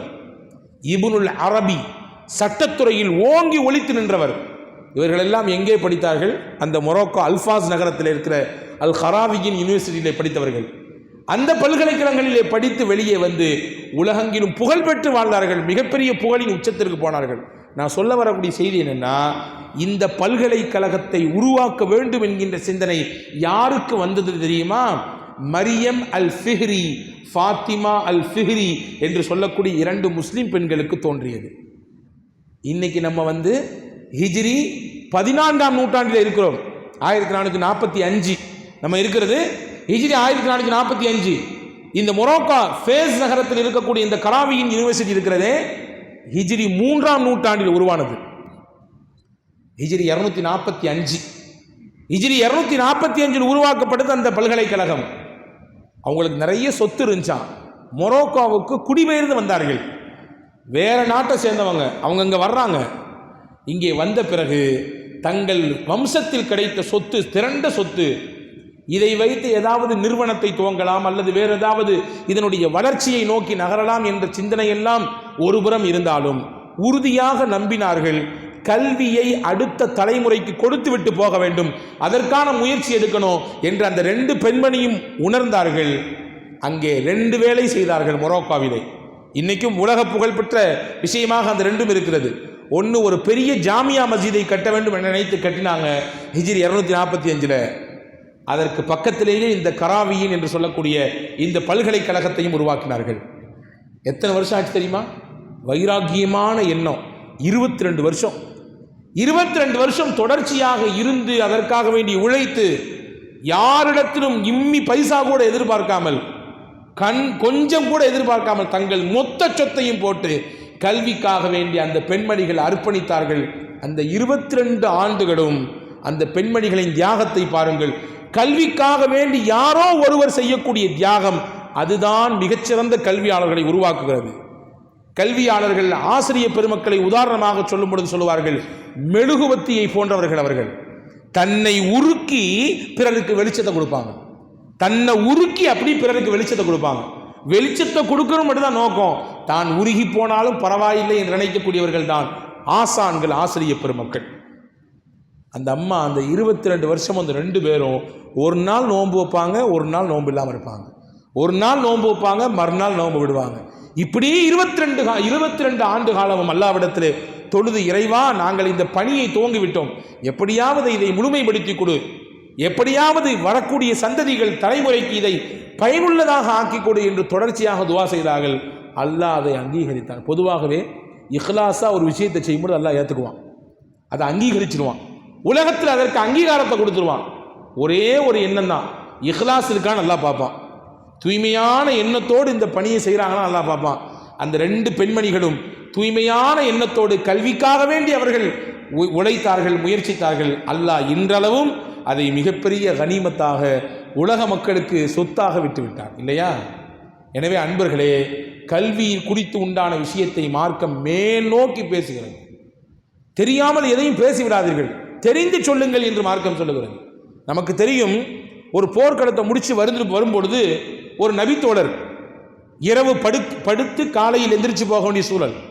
இரவில் உறக்கத்திலே அவருக்கு ஸ்கலிதம் ஏற்பட்டு போனது. அவருக்கு ஃபரலான குறிப்பு கடமையாகிவிட்டது. ஆனால் போர்க்களத்திலே ஏற்கனவே அவருக்கு தலையிலே காயம், அடிபட்டு இரத்தத்தோடு இருக்கிறது. அவர் கேட்டார், எனக்கு வேறு தலையில் அடிபட்டிருக்கு, ஆனால் நான் இப்போ தலை குளிச்சாகணும், எனக்கு தயமம் செஞ்சுக்கலாமா, எனக்கு அனுமதி இருக்கான்னு சொல்லி கேட்டார். அங்கிருந்து 4 பேர், இன்னைக்கு நம்மளில் பல பேர் ஏதாவது பிரச்சனைனா, ஒரு காலம் இருந்தது மசாயில் ஏதாவது தேவை, ஏதாவது மார்க்க ரீதியான விளக்கம் வேணும்னா அதற்குரிய அறிஞர்களிடத்திலே உஸ்தாதுகளிடத்திலே வந்து இதனுடைய விளக்கம் என்ன ஏதுன்னு கேட்டுக்குவாங்க. இன்னைக்கு எல்லாத்துக்கும் பெரிய உஸ்தாது கையிலே இருக்கிறாங்க. அந்த உஸ்தாதுக்கு பேர் உஸ்தாது கூகுள். அந்த உஸ்தாது கூகுள் இடத்தில் தான் முதலிலே கேட்பார்கள். கூகுள் உஸ்தாத் என்ன சொல்கிறாரோ அதை தான் கேட்பார்கள் இல்லையா? இன்னைக்கு நம்ம பிள்ளைகளுக்கு பெயர் வைப்பதும் கூட அந்த உஸ்தாது கூகுள் சொல்வதை தான் கேட்கிறோம். அதனால பல விளைவுகள் ஏற்படுகிறது. அதனுடைய பின்னணி என்ன, உண்மையான அர்த்தம் என்ன, இது யார் வச்சிருக்கக்கூடிய சைட்டு, இந்த சைட்டுக்கு பின்னாடி இருக்கிறது யாரு, சுன்னத் ஜமாத்தா அல்லது வேறு யாராவதா, அல்லது வேறு வேறு கொள்கைகளை மாறியவர்களா, அல்லது வேறு வேறு மத பின்னணிகள் கொண்டவர்களா, தெரியவே தெரியாது. அதில் உள்ளதை கேட்டு அப்படி அப்ளை பண்ணுறதை பார்க்கிறோம். அன்பர்களே, தெரியாததை தெரிந்தவர்களிடத்தில் கேட்க வேண்டும். இது குர்ஆனின் கட்டளை. ஃபஸ்அலூ அஹ்லல் ஸிக்ரி இன் குன்தும் லா தஅலமூன். உங்களுக்கு ஒரு விஷயம் தெரியவில்லை என்றால் தெரிந்த அறிஞர்களிடத்திலே நீங்கள் கேளுங்கள் என்று அல்லாஹ் அல் குர்ஆனிலே சொல்கிறார். அறிஞர்களிடத்திலே கேளுங்கள். இப்போ பாருங்க, தலையில் அடிபட்டு போச்சு, ஃபரலான குளிப்பு இருக்குது, தலை குளிக்கணும். இவர் கேட்குறாரு, எனக்கு தயமம் இருக்குதா, நான் தயமம் செஞ்சுக்கலாமா, குளிப்புக்கு பகரமாக தயமம் செஞ்சுக்கலாமா? 2 பேரும் சொல்லிட்டாங்க, அப்பெல்லாம் செய்யக்கூடாதுப்பா. தயமங்கிறது எதுக்கு பகரம்னா ஒதுவுக்கு தான் பகரம். ஒது செய்ய முடியாட்டி தயமம் செஞ்சுக்கலாம், குளிக்க முடியாட்டி தயமெல்லாம் செஞ்சுக்கலாம், அதெல்லாம் முடியாது, தப்பு, குளிச்சு தான் ஆகணும். அவர் பேணுதல் மிக்கவர். அப்படி குளிக்கவில்லை என்றால் நாம் அசுத்தமாகி விடுவோம், தொழுகையை நிறைவேற்ற முடியாது, வணக்க வழிபாடுகள் செய்ய முடியாது என்ற அச்சத்திலே தண்ணி அள்ளி தலையை ஊற்றிட்டார், தலை குளிச்சிட்டார். வரலாற்றில் வருகிறது, அது ஜன்னியாக மாறியது, தலைக்குள்ளே நீர் கோர்த்து கொண்டது. அல்லாஹு அக்பர். அவருடைய மௌத்துக்கும் அது காரணமாகிவிட்டது. அந்த சிரமத்திலேயே அவர் மௌத்தாகிவிட்டார், இறந்து விட்டார், ஷஹீதாகிவிட்டார். அல்லாஹ்வுடைய பால் தான் அது. போர்க்களம் முடிந்து மதீனாவுக்கு எல்லாம் போன பிறகு இந்த கதையை ரசூலுல்லாஹ் சொன்னாங்க. ரசூலுல்லாஹ்வுடைய முகமெல்லாம் அப்படியே மாறி போச்சு, மஞ்சரித்து விட்டது. கடினமான ஒரு வார்த்தை சொன்னார்கள், கத்தலூஹு கத்தலக்குமுல்லாஹ். அவரை அநியாயமாக கொன்னுட்டீங்களப்பா, அல்லாஹ் உங்களை அதற்கு பலியாக ஆக்குவானாக. இது கடுமையான உச்சமான கோபத்தில் சொன்ன வார்த்தை. அநியாயமா ஒரு உயிரை வந்து பறி கொடுத்துட்டோமே. இன்னமா ஷிஃபா உல் ஐயா சுஆல். அவருக்கு தெரியவில்லை என்றால் தெரிந்தவிடத்திலே கேட்க வேண்டாமா? ஏன் தெரிஞ்ச மாதிரி எல்லாம் ஏன் பதில் சொல்றாரு? இன்னைக்கு நம்ம நிலையெடுத்துக் கொள்ளணுன்றதுக்காக வேண்டி பல நேரங்களில் தெரியாட்டியும் கூட தெரியுற மாதிரி அப்படி ஒரு பாவலா. இமாம் ஷாஃபி ரஹ்மத்துல்லாஹி பற்றி ஒரு வரலாற்று குறிப்பு வருவது. பல நேரங்கள் அவர்களிடத்தில் கேட்கப்பட்ட கேள்வி, யாரு? இமாம் ஷாஃபிஈ. உலகத்தில் அதிகப்படியான மக்கள் பின்பற்றுகிற நேசிக்கிற ஒரு மகத்தான மாபெரும் இமாம். பல கட்டங்களில் அவர்களிடத்தில் கேட்கக்கூடிய கேள்விக்கு, இல்லை எனக்கு இதற்கு விளக்கம் தெரியாது, விளக்கம் பார்த்து சொல்லுகிறேன். தெரியாது என்பதை தெரியாது என்று சொல்லுவதே ஒரு அறிவு. தெரியாத விஷயத்தை தெரிஞ்ச மாதிரி காட்டிக்கிறது இருக்குது, அது அறிவு கிடையாது, அது அறிவீனத்தின் வெளிப்பாடு. ரசூலுல்லாஹ் சொன்னாங்க, தெரியலன்னா தெரிஞ்சவன்கிட்ட கேட்டுக்கலாமல்ல. ஏன் தெரிஞ்ச மாதிரி நடந்துக்கிட்டீங்க? இப்போ அநியாயமாக ஒரு உயிர் பறி போச்சா அப்படின்னாங்க ஸல்லல்லாஹு அலைஹி வஸல்லம். அன்புக்குரிய சகோதரர்களே, தெரியாத விஷயங்களை கேட்டு தெரிந்து உங்கள் அறிவையும் ஆற்றலையும் மேம்படுத்திக் கொள்ள வேண்டும் என்பதை மார்க்கம் நமக்கு அழகாக கற்றுத்தருகிறது. எனவேதான் நான் ஆரம்பத்தில் சொன்ன இஸ்லாம் தான் பல விஷயங்களில் கல்விக்கு முன்னுதாரணமாக இருந்திருக்கிறது. பெரிய பெரிய ஆராய்ச்சியின் பின்னணியில் இருப்பவர்கள் முஸ்லிம்கள். இன்னைக்கு மருத்துவத்துறையில் காட்ஃபாதர் யாரு? இன்னைக்கு உலகெங்கிலும் மருத்துவத்துறை வளர்ந்து ஓங்கி நிற்கிறது. புதிய புதிய கண்டுபிடிப்புகள், புதிய புதிய நவீன கருவிகள், அணுக்களையும் கூட பார்த்து இதனுடைய துல்லியமாக கண்டறிந்து ஆராய்ந்து அதற்கு மருத்துவம் செய்யக்கூடிய நிலை. ரசூலுல்லாஹ் சொன்னாங்களே, எல்லா நோய்க்கும் மருந்து இருக்குது. இல்லா தாஉன், ஒரு நோய்க்கு மட்டும்தான் மருந்து கிடையாது. அந்த நோய் என்ன அப்படின்னா வயோதிகம். வயோதிகம் நோய்க்கு மருந்து கிடையாது. அது மாதிரி மவுத்துன்ற நோய்க்கு மருந்து கிடையாது. மற்ற எல்லா நோய்க்கும் மருந்து இருக்குது. எல்லா நோய்களுக்கும் இன்னைக்கு புதிய புதிய கண்டுபிடிப்புகள், நவீன ஆராய்ச்சிகள், நவீன கண்டுபிடிப்புகள், ரிசர்ச் கூடிக்கிட்டே இருக்குது. அதனுடைய விளைவு மக்களுக்கு பலன்கள் பல கிடைக்கிறது. மருத்துவத்துறையினுடைய காட்ஃபாதர் யாரு? அந்த துறையினுடைய முன்னணி நட்சத்திரம் யார் என்றால் அவர் ஒரு முஸ்லீம். அவசீனான்னு சொல்லுவாங்க, கூகுள் பண்ணி பாருங்க. அவசீனா, அவருடைய உண்மையான பெயர் அலி இப்னு சீனா. அலி இப்னு சீனா, இவரை தான் அவசீனா என்று சொல்கிறார்கள். அவர் எழுதிய நூல்தான் சொல்ல போனால் மருத்துவத்துறைக்கே அதுதான் வேத புத்தகம். ஒரு வேத புத்தகத்தை போன்று அல் கானூனு ஃபித் திப், மருத்துவத்தில் உண்டான சில நுட்பமான சட்டதிட்டங்கள், ரூல்ஸ் அண்ட் ரெகுலேஷன் சொல்றோம்ல, அந்த மாதிரியான சில நுட்பங்களை, ரூல்ஸ்களை அமைத்து இப்படியான அந்த ஃபார்முலாக்களை கண்டுபிடித்து கொடுத்தவர் அவசீனா, அலி இப்னு சீனா. முஸ்லிம் உம்மத் கல்வியில் ஓங்கி நின்றது. இந்த உலகத்திற்கு மிகப்பெரிய கொடையை கொடுத்தது. இன்னைக்கு ஸ்பெயினுடைய நிலை வேற மாதிரியாக இருக்கலாம். ஆனால் ஒரு காலத்திலே ஸ்பெயின் கல்வியின் பெட்டகமாக இருந்தது. இன்னைக்கு மேற்கத்திய நாடுகள் நாங்கள் நாகரீகத்தின் தொட்டில் என்று சொல்லிக் கொள்கிறார்கள். நாங்கள் தான் நாகரீகத்தின் தொட்டில் என்று. ஆனால் அந்த மேற்கத்திய நாடுகளிலே இருக்கக்கூடிய ஒரு முக்கியமான ஒரு யூனிவர்சிட்டி, மேட்ரிட் யூனிவர்சிட்டி என்று ஒரு பல்கலைக்கழகம் இருக்கிறது. அந்த மேட்ரிட் யூனிவர்சிட்டியிலே படித்து கொடுக்கக்கூடிய ஒரு பெரிய ரிசர்ச் ஆசிரியர் தான் மோனன் தாமஸ் என்று சொல்லக்கூடிய ஒரு மிகப்பெரிய ஆய்வாளர். அவர் சொல்றாரு, ஸ்பெயினிலே 800 வருடங்கள் முஸ்லீம்கள் ஆட்சி செய்திருக்கிறார்கள். 800 ஆண்டுகள் ஸ்பெயினை ஆண்டிருக்கிறார்கள். அந்த 800 ஆண்டு காலத்தில் தான் ஐரோப்பியா அந்த கண்டத்திற்கு இவர்கள் மூலமாகத்தான் நாகரீகம் என்ற ஒளியே கிடைத்தது. இவர்கள் மூலமாகத்தான் வாழ்வியலின் அந்த வழிகாட்டுதல் கிடைத்தது. இவர்கள் மூலமாகத்தான் கல்வி கிடைத்தது. இந்த முஸ்லிம் உம்மத்தின் மூலமாகத்தான் இருளிலே சிக்கி கிடந்த ஐரோப்பியர்களுக்கு வெளிச்சம் கிடைத்தது என்று அந்த ஐரோப்பிய நாட்டில் இருக்கக்கூடிய ஒரு மிகப்பெரிய யூனிவர்சிட்டியினுடைய ஆய்வாளர் ஒருவர் சொல்கிறார் என்றால், அன்பு சகோதரர்களே, மிகப்பெரிய கல்வியினுடைய வளர்ச்சியில் முஸ்லிம்கள் இருந்திருக்கிறார்கள். ஸ்பெயினில் இருக்கக்கூடிய ஒரு நகரத்தின் பெயர் தான் கார்டூபா. கார்டூபா என்ற ஒரு பெரிய நகரம் இருக்கிறது. அந்த நகரத்தில் இருந்து உருவாகி வெளியே வந்ததுதான் உலகத்தில் இன்றைக்கு வரையே திருக்குரானுக்கு விரிவுரைகளிலே முக்கியமான ஒரு விரிவுரையாக இருக்கக்கூடிய தஃப்சீருல் குர்துபி அங்கே உருவானது. அங்கே இருக்கக்கூடிய மிகப்பெரிய ஆய்வாளர் மூலமாக உருவாக்கி தரப்பட்டது.